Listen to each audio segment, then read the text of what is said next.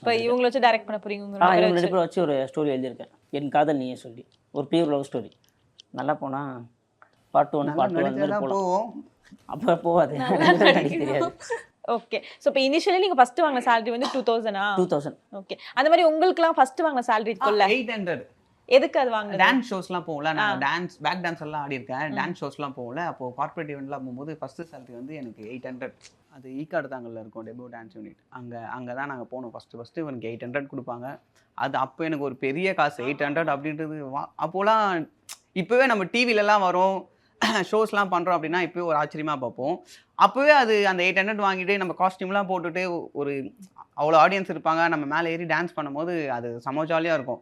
So அந்த 800 நம்ம வந்து இன்னும் மறக்கவே முடியாது. அதனால அது ஓகே. அதான் மிஸ்டர் கோல்டு, தரத்திலையும் அளவுலையும் நோ காம்ப்ரமைஸ். மிஸ்டர் கோல்ட் 100% கடலெண்ணெய்.